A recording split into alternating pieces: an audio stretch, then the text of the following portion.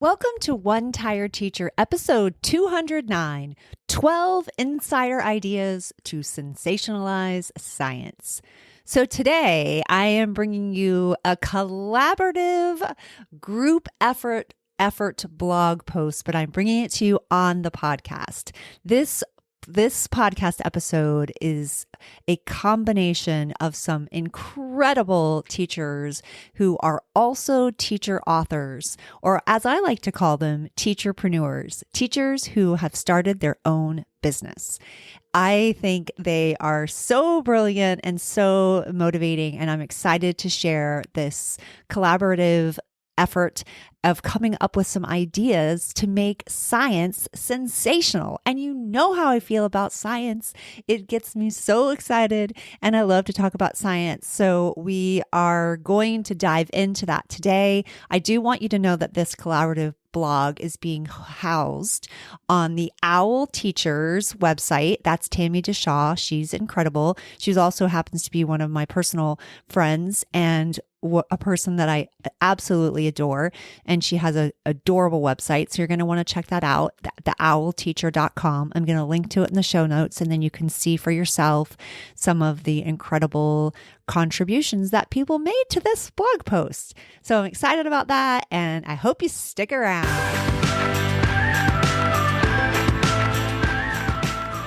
Welcome to One Tired Teacher. And even though she may need a nap, this teacher is ready to wake up and speak her truth about the trials and treasures of teaching. Here she is, wide awake. Wait, she's not asleep right now, is she? She is awake, right? Okay. From Trina Debery Teaching and Learning, your host, Trina Debery. Hey, so welcome back. Oh, I hope you had a chance to listen to episode 208.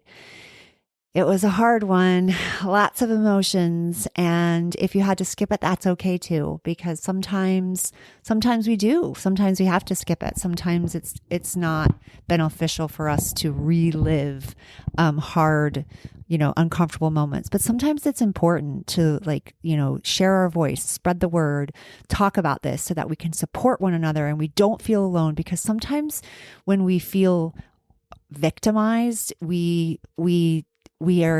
our ego is so hurt and broken, and we feel ashamed, and we shouldn't. We've got to stand together and protect one another, and we've got to make some changes in this system. And it's the only way it's going to work is if it's through us, through teachers, a grassroots revival, if you will.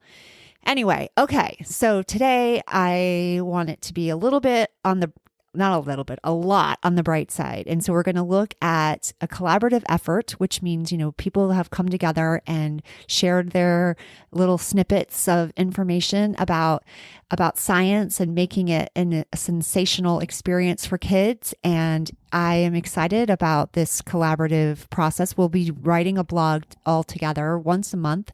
And then I hope to share that with you on the podcast so that you get a chance to consume that in any way that you need. If you need to hear it because you are a multitasker and you are driving, or you are, taking care of your kids, or you're working out, or you're doing laundry, or any of those things, I want you to be able to also hear it as well. If you want to check it out, I think it's a great post to see, and it's also filled with visuals and images in the blog post, which is once again housed on the OWL Teacher, Tammy DeShaw, the OWL Teachers website at theowlteacher.com. And I will link to this specific blog post in the show notes. Before we get started, I want to let you know that this week's episode is being sponsored by my end of the year end of the year theme weeks.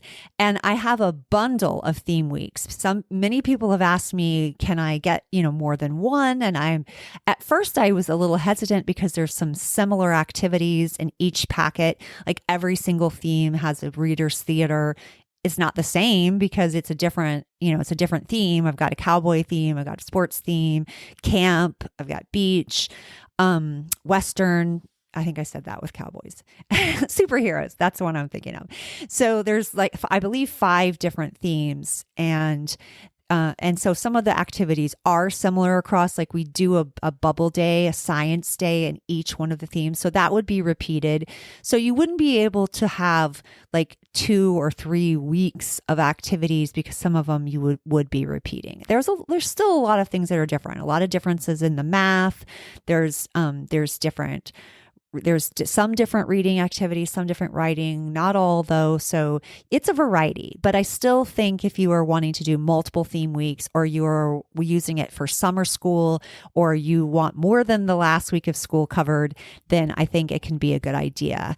And the theme bundle is more than 30% off. So that is a huge savings. So you can grab that theme week bundle at TPT at Trina Debery Teaching and Learning. All right, let's get on with the show. So 12 insider ideas to sensationalize science. The importance of science in our elementary classrooms cannot be overstated. It's a vastly significant area we have to teach, but often gets pushed to the back burner because of time constraints. I totally agree. Tammy says this. She's saying she wrote the introduction, and I think that's so true. It does get pushed back, and you know how I feel about that. It's so frustrating to me, and I understand because I did it myself as a primary teacher. Reading and writing, that was the focus. I totally get it, and I have talked on other episodes about integrating. I've talked about STEM. I've talked about integrating reading in the reading comprehension area with informational text. You can find that in past episodes, and so I totally get it. Tammy goes on to say, when we do get around to fitting it in, it's often about serious business only, no time for fun here. Oh, so true. So how can we make sure that we are fitting in the all-important standards while still engaging our students and hooking them on the content? Good question, Tammy. Thankfully, that's where my pals and I come to the rescue. Check out this roundup sensational science ideas that are sure to win your students over. I love that. I love that she calls us her pals too. I think that's so cute. All right, so show me the science. How cute is that? Like, show me the money.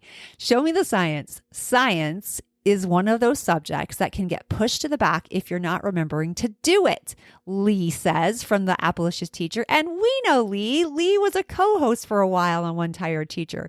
So it's our good old Lee speaking here. So Lee says she shares a great tip for getting your students excited about science. Mystery bags. Science is all about using your senses to make observations. In this simple activity, students use their sense of touch to make observations and build their inquiry skills. So you can check out her science mystery bags for more details. As teachers, we always want our learners to be actively engaged in our lessons. One way that is often overlooked to engage our learners in science is through read-alouds. Amanda from Mrs. Richardson's class, this is what she says. And you know how I feel about teaching science through read-alouds. I love read-alouds. I love kids looking at informational text standards. I also love books that are not informational, that are fiction and are still getting kids excited around science topics and around science, and even lend themselves to a makerspace extension, which I also love. So let me go on about it from Amanda. So Amanda says, students benefit by building background knowledge, being introduced to vocabulary, and playing their interest in the lesson that is to come, and piquing their interest in the lesson that is to come. From force and motion to soil to habitat read-alouds, there are so many wonderful grade-appropriate books for science to hook and engage our learners in new topics. Read more about using read-alouds in the science classroom at Amanda from Mrs. Richardson's class. And also be sure to grab her free list of science read-alouds. Oh, you're definitely going to want to check that out. I'll link to that in the show notes. How cool is that?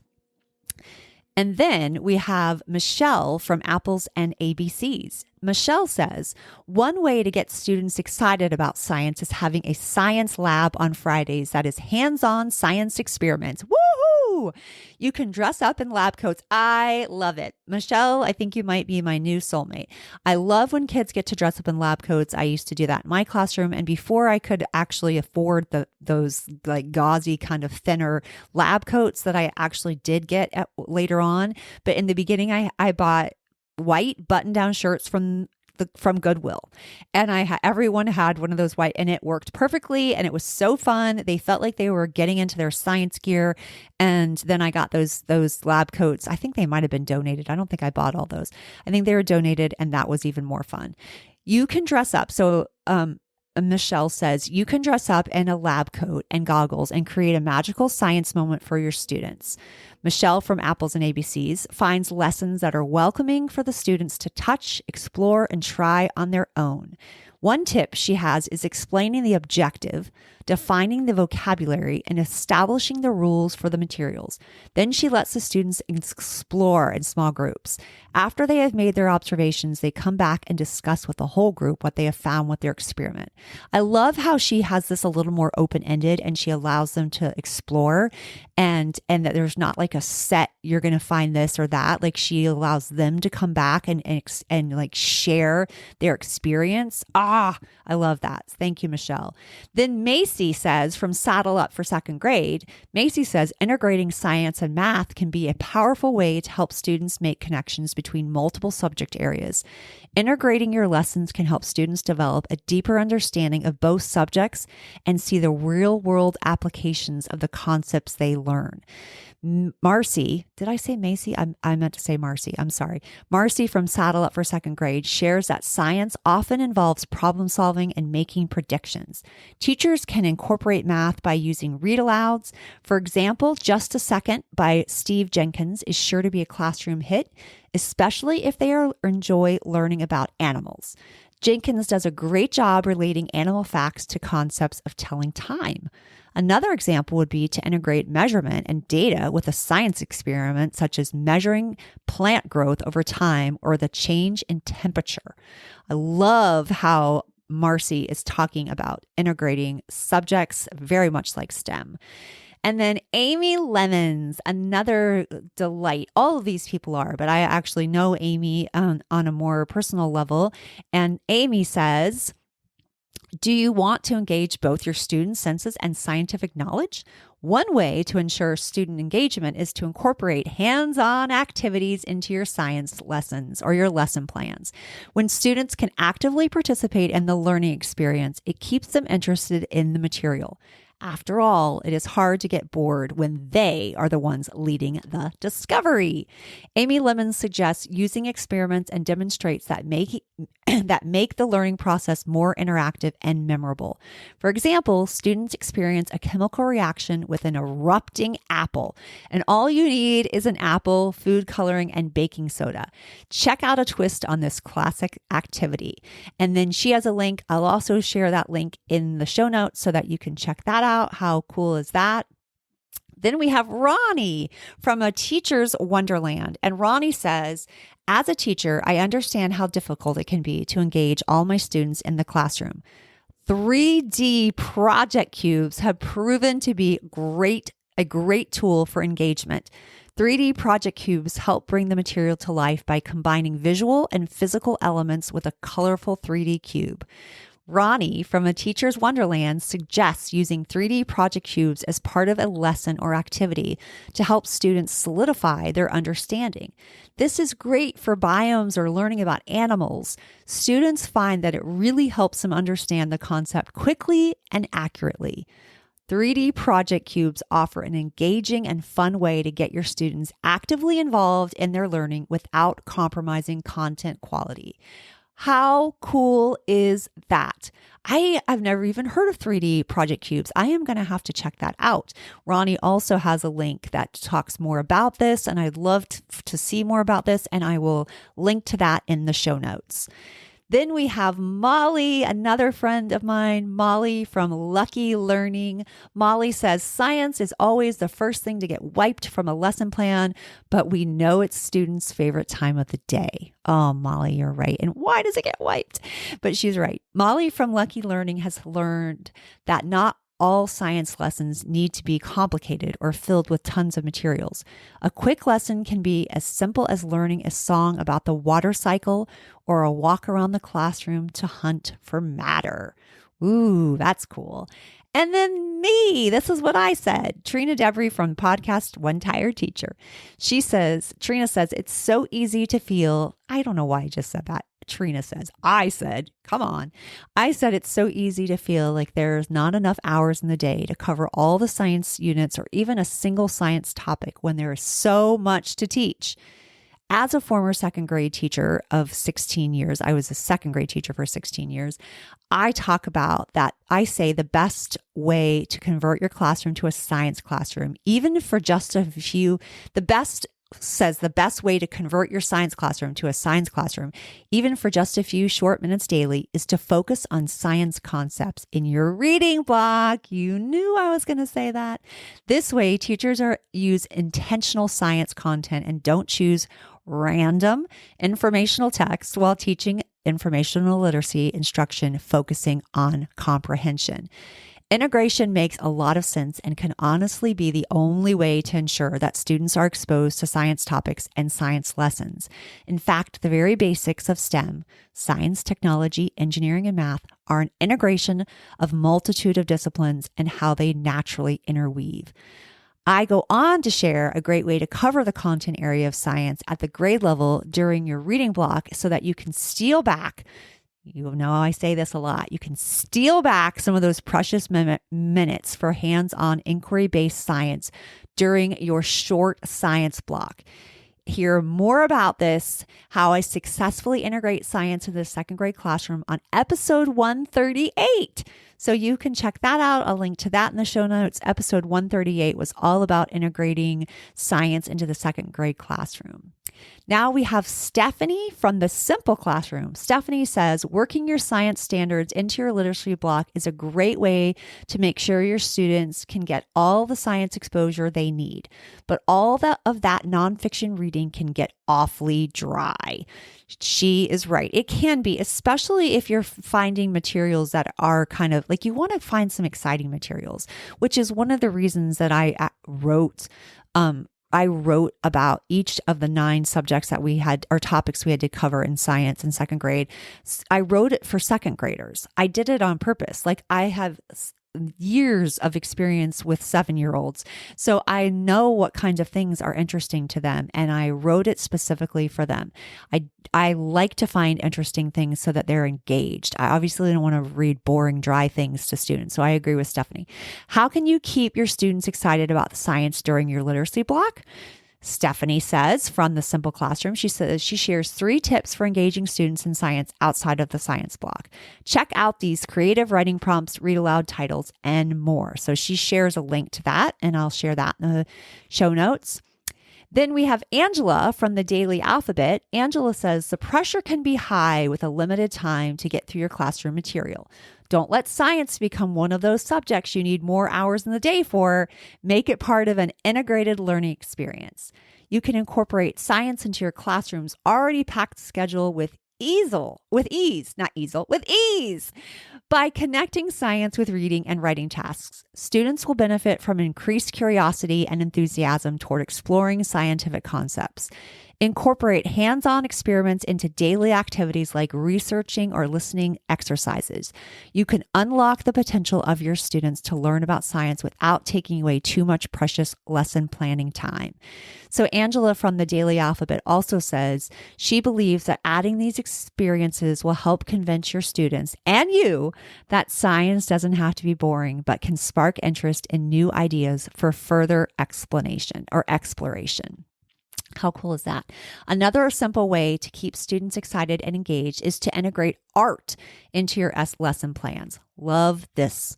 There are many simple ways to bring art into your science lessons, from directed drawings and crayons to paper mache and water creations.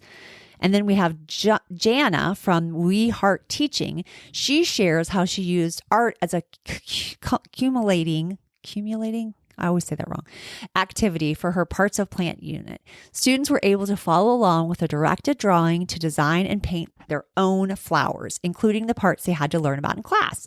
Then they created their own captions. Hello, nonfiction text features. to describe the function of each plant part. Not only is this a fun and personalized activity for students, but it also makes a great academic bulletin board display. Read more about the activity and see the step-by-step process in the link under We Heart Teaching, and I'll link to it in the show notes. There we go. And then Tammy adds her idea into the ring, and she says, I'll throw my hat into the ring too. Try using technology in science. Oh, yes, Tammy, thank you. To not only excite students, you know how much they love technology, but also to fit in those future era computer skills, not error, era computer skills. So true, Tammy. Thank you for saying that. Google Classroom is an excellent resource. From quizzes to videos to assignments, Google Classroom can do just about anything you can do in person, except be the awesome teacher you are, of course. I love her. I love her personality. In addition, you can impart pre-made science lessons and units such as her digital animal adaptations activity. I'll link to that in the show notes. If you're looking to dive into Google Classroom, check out her step-by-step blog post to get started. How cool. So if you're short on time but need to get those standard science in, this is the place to be. We have lots of great science ideas for you, and don't forget to check out all the hands-on ideas on this site. We covered many different science concepts, and you can even integrate them into your reading and language arts block. This roundup of ideas will definitely have your students begging for more, as they will be hooked on science. As always, thanks for reading, and stay tuned for more roundups in the future. So you were not just reading, you were listening. You were listening in. So hopefully all of those ideas sparked an interest for you, and you heard from many different second grade teachers and teachers, not all second grade. There's a variety of grade levels represented in that roundup. And so I just thought it was a cool thing to bring it to you through an audio format. Hopefully you have a chance to check out some of those links and add some of those some of those great science ideas, and your interest is sparked. All right, my friend, if you are in need of end of the year theme units and you're looking for a bundle deal, go check that out on my shop on TPT. And until next time, sweet dreams and sleep tight.